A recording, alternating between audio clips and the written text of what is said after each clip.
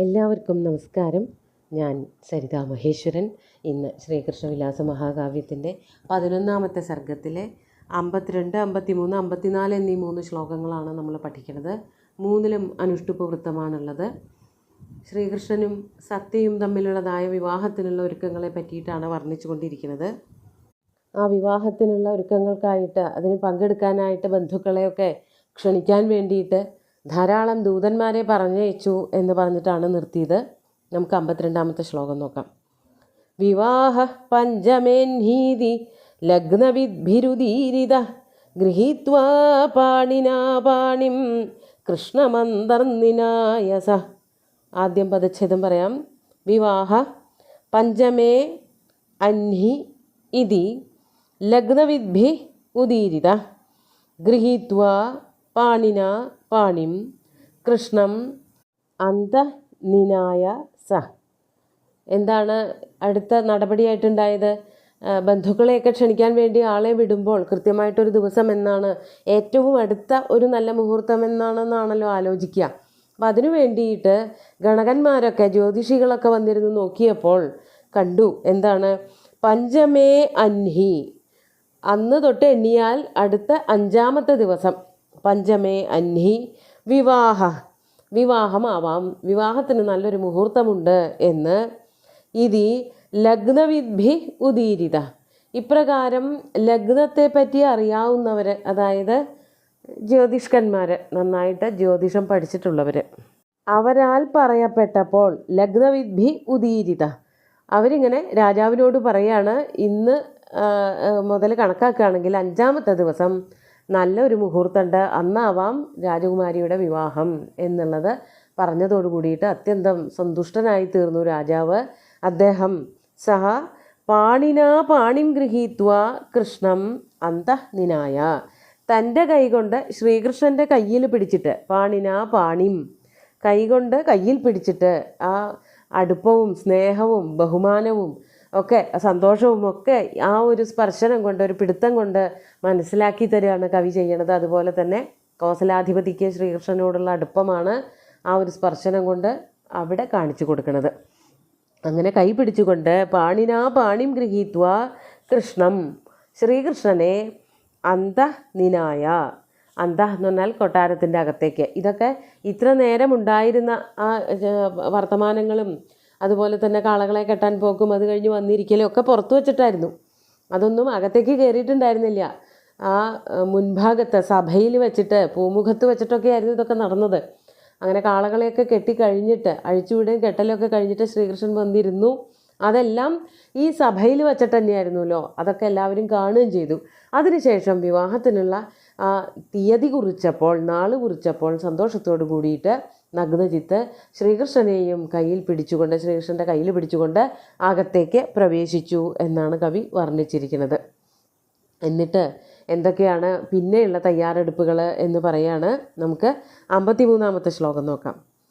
നിവേശ്യ നിഖിലം സൈന്യം തദീയം നഗരേ നിജേ വിദധേ സവിധേയാനി സ്വയമേവ നൃപൈവൃത. നമുക്ക് ആദ്യം പദച്ഛേദം പറയാം. വളരെ കുറച്ച് മാത്രമേ ഉള്ളൂ പറയാൻ.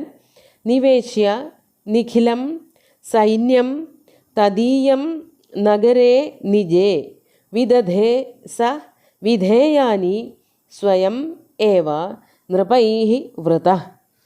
എന്താണ് പിന്നെ നഗ്നജിത്ത് ചെയ്തതെന്ന് പറയാണ്. സഹ, ആ രാജാവ്, കോസലാധിപതിയായിട്ടുള്ള രാജാവ്, തദീയം നിഖിലം സൈന്യം, തദീയം അദ്ദേഹത്തിൻ്റേതായ, ആ കോസലത്തിലുണ്ടായിരുന്നതായ നിഖിലം സൈന്യം, മുഴുവൻ സൈന്യങ്ങളെയും, ഭടന്മാരെ മുഴുവനും, ഭടന്മാർ എല്ലാ തരത്തിലുള്ള യുദ്ധനിപുണന്മാരുണ്ടാവും. കുതിരയിൽ പുറത്ത് പോണവർ, ആനപ്പുറത്ത് പോണവർ, രഥത്തിൽ പോണവർ, കാലാള്, ഇങ്ങനെയുള്ള ആൾക്കാരെല്ലാവരും, അവരെ എല്ലാവരെയും കൂട്ടിച്ചേർത്തുകൊണ്ട് അവരെല്ലാവരെയും എന്തു ചെയ്തു?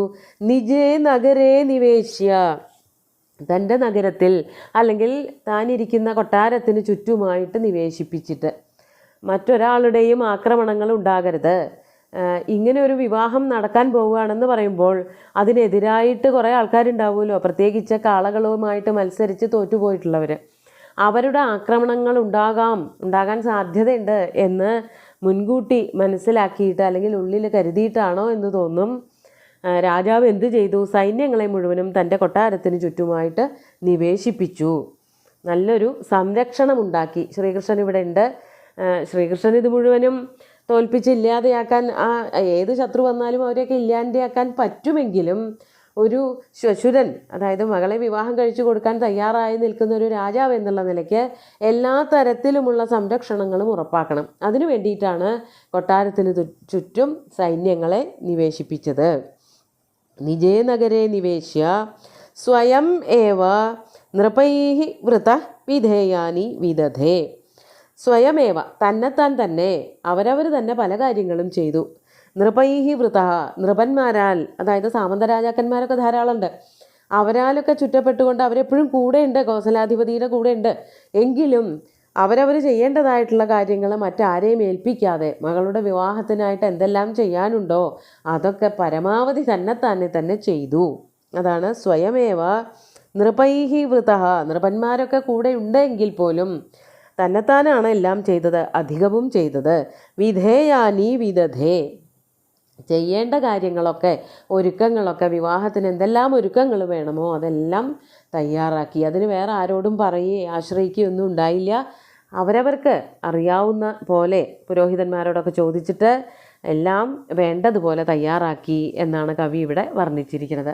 വിവാഹത്തിനുള്ള ഒരുക്കങ്ങൾ അവരവരുടെ കൈകൊണ്ട് തന്നെ ചെയ്യുമ്പോൾ അതിലൊരു തൃപ്തിയുണ്ട്, അതിലൊരു വൃത്തിയുണ്ട്, അതുപോലെ ചെയ്തു എന്നുള്ള ഉറപ്പുണ്ട്. അതിനു വേണ്ടിയിട്ട് ഭഗവാനും സത്യവുമായിട്ടുള്ള വിവാഹത്തിന് വേണ്ട ഒരുക്കങ്ങളൊക്കെ സത്യയുടെ അച്ഛനായിട്ടുള്ള കോസലാധിപതി നഗ്നജിത്ത് തന്നെയാണ് ഒരു വിധവും ചെയ്തു തീർത്തത് എന്നർത്ഥം. നമുക്ക് 54-ാമത്തെ ശ്ലോകം കൂടി നോക്കാം. ശൗരിസ്തത്ര ദിവാരാത്രം ഗവാക്ഷന്യസ്തദൃഷ്ടിഭിः ഉവാസ രാജപത്നീഭിർവീക്ഷ്യമാണഃ കുതൂഹലാത്. വളരെ ലളിതമായിട്ടുള്ള ശ്ലോകങ്ങളാണ്, വ്യാഖ്യാനിക്കുക തന്നെ വേണ്ട, അല്ലാണ്ട് തന്നെ മനസ്സിലാക്കാവുന്ന ശ്ലോകങ്ങളാണ്. പദച്ഛേദം പറയാം. ശൗരി തത്ര ദിവാരാത്രം ഗവാക്ഷന്യസ്തദൃഷ്ടിഭിः ഉവാസ രാജപത്നീഭിः വീക്ഷ്യമാണഃ കുതൂഹലാത്. ഭഗവാൻ ഇനി തിരിച്ചൊന്നും പോയില്ല, ദ്വാരകയിലേക്കൊന്നും പോയില്ല. 5-ാമത്തെ ദിവസമാണല്ലോ വിവാഹം. അത്രയും ദിവസം അവിടെ തന്നെ കൂടി, അവിടെ തന്നെ താമസിച്ചു എന്നാണ് പറയണത്. അപ്പോൾ ആദ്യത്തെ ഒരു രാത്രിയെ പറ്റിയിട്ട് പറയാണ്. ശൗരി, ശ്രീകൃഷ്ണനാകട്ടെ, തത്ര, ആ കൊട്ടാരത്തിൽ, ഗവാക്ഷന്യസ്തദൃഷ്ടിഭി രാജപത്നീഭി കുതൂഹലാത് വീക്ഷ്യമാണ്. കുതൂഹലാത് വീക്ഷ്യമാണ്, കൗതൂഹലത്തോടു കൂടിയിട്ട്, ആകാംക്ഷയോട് കൂടിയിട്ട് നോക്കപ്പെട്ടുകൊണ്ട്. വീക്ഷ്യമാണ് എന്ന് പറഞ്ഞാൽ നോക്കപ്പെടുക. എന്താ നോക്കപ്പെടുക? കാണപ്പെടുകയല്ല. കാണപ്പെടുക എന്ന് പറഞ്ഞാൽ അവരവർ സ്വയം ആരുടെയെങ്കിലും മുമ്പിൽ പോയി നിൽക്കുമ്പോൾ അവരാൽ ശ്രീകൃഷ്ണൻ കാണപ്പെട്ടു എന്ന് പറയാം. ഇതങ്ങനെയല്ല. ശ്രീകൃഷ്ണനെ കാണാൻ വേണ്ടിയിട്ട് ത്വരയോടുകൂടി ഇരിക്കുന്നവർ, അതാരായിരുന്നു? അതാണ് രാജപത്നിമാർ. ആ രാജകൊട്ടാരത്തിലുണ്ടായിരുന്ന രാജ്ഞിമാർ, അത് കോസലാധിപതിയുടെ പത്നിമാരാവാം, ചെറിയച്ഛൻ്റെ വലിയച്ഛൻ്റെ ഭാര്യമാർ, ആര് വേണമെങ്കിലും ആവാം. രാജ്ഞിമാരാൽ വളരെ ശ്രദ്ധയോടുകൂടി നോക്കപ്പെട്ടുകൊണ്ട്, അവരിങ്ങനെ ആകാംക്ഷയോടുകൂടി നോക്കുകയാണെന്നുള്ളതിന് കവി ഉപയോഗിച്ച വാക്കാണ് ഗവാക്ഷന്യസ്തദൃഷ്ടിഭി. ഗവാക്ഷം എന്ന് പറഞ്ഞാൽ ചെറിയ ചെറിയ കിളിവാതിലുകൾ, ജനാലകൾ. ഒരു ജനവാതിലിനോളം വലിപ്പമൊന്നുമില്ല ഗവാക്ഷത്തിന്, ചെറിയ കിളിവാതിലുകൾ. അതിൽ കൂടെയാണ് പണ്ട് കാലത്തെ സ്ത്രീകളൊക്കെ പുറത്തേക്കുള്ള കാഴ്ചകൾ കാണാൻ വേണ്ടി നോക്കുക. അപ്പോൾ ഈ രാജ്ഞിമാർ ഗവാക്ഷങ്ങളിലൂടെ ഭഗവാനെ നോക്കിക്കൊണ്ട് നിൽക്കുകയാണ്. അപ്പോൾ കുറച്ച് പേര് നോക്കുമ്പോൾ മറ്റു കുറച്ച് പേർക്ക് കാണാൻ പറ്റില്ല. അപ്പോൾ അവരെന്ത് ചെയ്യും? കുറച്ച് നേരം കഴിയുമ്പോൾ ഈ നോക്കി നിന്നവരെ മാറ്റിയിട്ട് അവർ ചാടിക്കയറി നോക്കും. അങ്ങനെ ഇവരുടെ ആകാംക്ഷയാണ് ഈ ഗവാക്ഷത്തിലൂടെയുള്ള നോട്ടം കൊണ്ട് കവി വർണ്ണിക്കുന്നത്. അതാണ് ഗവാക്ഷന്യസ്തദൃഷ്ടിഭി. ഗവാക്ഷത്തിലൂടെ നോട്ടം പായിച്ചു കൊണ്ട് നിൽക്കുന്നവരായ രാജപത്നിമാരാൽ, രാജ്ഞിമാരാൽ കുതൂഹലാത് വീക്ഷ്യമാണ്, കൗതൂഹലത്തോടു കൂടി നോക്കിക്കാണുന്നവനായിട്ടുള്ള ശ്രീകൃഷ്ണൻ. ഓരോരുത്തർ നോക്കുമ്പോഴും അത്ഭുതമാണ്. ഇത്രയ്ക്ക് സുന്ദരനായ, ഇത്രയ്ക്ക് മിടുക്കനായ, കഴിവുറ്റ ദ്വാരകാധിപതിയായിട്ടുള്ള രാജകുമാരനാണ് നമ്മുടെ കുട്ടിയെ വേലി കഴിക്കാൻ വന്നിരിക്കുന്നത് എന്നുള്ളതിൻ്റെ ഒരു ആനന്ദവും ആശ്ചര്യവും ഒക്കെ ആ നോട്ടം കൊണ്ട് നമുക്ക്, ആ നോട്ടത്തിൻ്റെ വർണ്ണന കൊണ്ട് നമുക്ക് മനസ്സിലാക്കാൻ പറ്റും. മാറി മാറി ആൾക്കാർ, പ്രത്യേകിച്ച് സ്ത്രീകളാണ്, പുരുഷന്മാർക്ക് നേരെ പോയി വേണമെങ്കിൽ നോക്കാം, സ്ത്രീകൾക്ക് അത് വയ്യ. അതിങ്ങനെ മാറി നിന്ന്, എന്നാൽ ശ്രീകൃഷ്ണന് മനസ്സിലാവണുണ്ടാവണം ഇങ്ങനെ കുറേ പേര് എന്നെ അവിടെ നിന്ന് നോക്കുന്നുണ്ടെന്നൊക്കെ മനസ്സിലാവുണ്ടാവും. അങ്ങനെ അവരുടെ മുമ്പിൽ അങ്ങനെ ആ രാത്രിയും പകലുമൊക്കെ നിൽക്കേണ്ടതായിട്ട് അവിടെ അവരുടെ ദൃഷ്ടികൾക്ക്, അവരുടെ നോട്ടങ്ങൾക്ക് പാത്രീഭവിച്ചുകൊണ്ട് അവിടെ നിൽക്കേണ്ടതായിട്ടും വന്നു. അവിടെ താമസിക്കേണ്ടായുള്ളൂ. പിന്നെ ദ്വാരകയിലേക്ക് പോയി വരാനുള്ള സമയമൊന്നും ഉണ്ടായിരുന്നില്ല. അങ്ങനെ ദിവാരാത്രം രാത്രിയും പകലും, അതായത് 5-ാമത്തെ ദിവസം വരെയുള്ള അത്രയും ദിവസങ്ങൾ, 2, 3, 4 ദിവസങ്ങളൊക്കെ ഇതേപോലെ തന്നെ ആൾക്കാരാൽ വളരെ കൗതൂഹലത്തോടു കൂടി നോക്കി കാണപ്പെട്ടുകൊണ്ട് അവിടെ താമസിച്ചു എന്നാണ് കവി വർണ്ണിക്കുന്നത്. നമുക്ക് ശ്ലോകങ്ങൾ ഒന്നുകൂടി ചൊല്ലാം.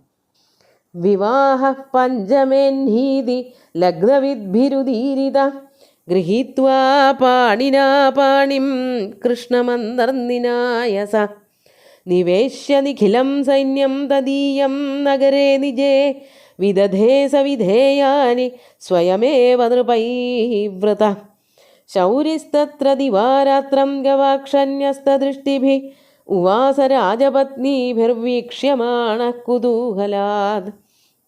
അങ്ങനെ സുന്ദരമായിട്ടുള്ള 3 ശ്ലോകങ്ങളെ കൊണ്ട് കല്യാണത്തിനുള്ള തയ്യാറെടുപ്പുകളാണ് കവി വർണ്ണിച്ചത്. 3 ശ്ലോകങ്ങളും ഭഗവാന്റെ കാൽക്കൽ അർപ്പിച്ചുകൊണ്ട് ഗുരുവായൂരപ്പനെ സാഷ്ടാംഗം നമസ്കരിച്ചുകൊണ്ട് എല്ലാവർക്കും ശുഭദിനം നേർന്നു നിർത്തട്ടെ. നന്ദി.